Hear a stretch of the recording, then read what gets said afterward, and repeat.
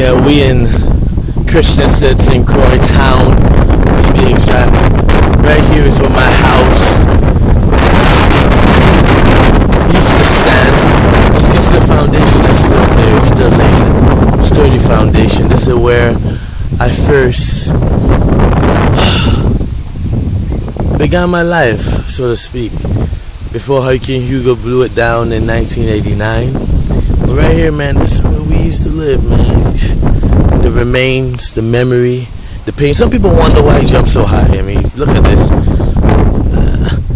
Before I was walking, physically, mentally, I was walking this hill. That's where my hops come from, you know. But right there, man, the remains, my neighbors' homes, you know. Some of these houses, you know, still stand. They had to, of course, remodel. A lot of these weren't actually like this in its original days.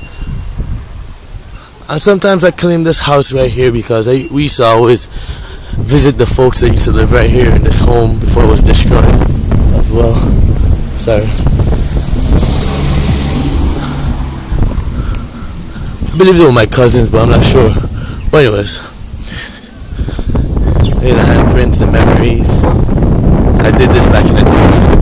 I forget which one is mine. It's back in 02. But yeah. Christiansted, St. Croix town. You just gotta love the historical framework of just the homes, the houses, I consider these things to be landmark. This house here was burnt down a long time ago, but generations after generation lived here. Matter of fact, this house I'm about to show you, this pinkish house, I was babysat in this house. I spent a lot of my days in this house. Way after I moved, after our house was destroyed in the early 90s, I stayed right there. A lady named Miss Jacobs.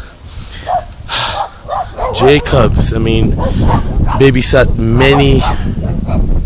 There's a lot of us in there. And where those dogs are barking, one of my friends actually used to live there in that area. But anyways, move along.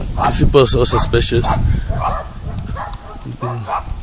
I actually lived here before them, but yeah.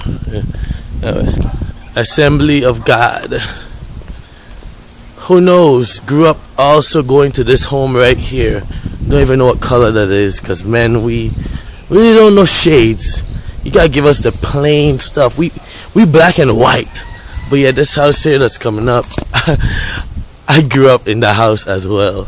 Like, man, how many houses you grew up in? Well, on a lot of weekends and stuff I spent in the house.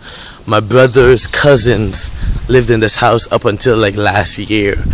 And then this church, Assembly of God, which is so ironic. I never really cared much for this church. I used to just kind of just watch them and shake my head when I would see them going in there, all the noise they would be making, praising God.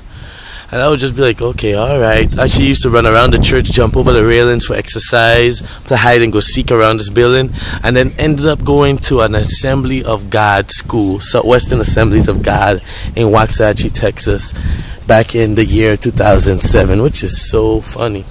But anyways, Seventh-day Adventist Church right here, which one of my first loves in life. She attended this church, actually sang in this church, and you know, did a lot of service in this church. Funny thing is, never understood the Sabbath, never cared for it, and now I'm actually, you know, doing my best now to learn more about the Sabbath and what is a Sabbath, not what I just hear traditional folks say. How can I implement that into my life? How can I become more committed to that whichever God, you know, has ordained for us, whatever that may be. I'm still learning. But yeah. Still walking. Yes. Right in there, it was on one of those nights, I actually fell in one of those ditches right there and cut my shin. Still have the scar right there. I think I was hiding from someone and I fell through. And this aluminum thing just came out and slit my shin. But right here is a laundromat. Yes, sir. Yeah, what's up, bull? Right. Yeah, one of my father's friends.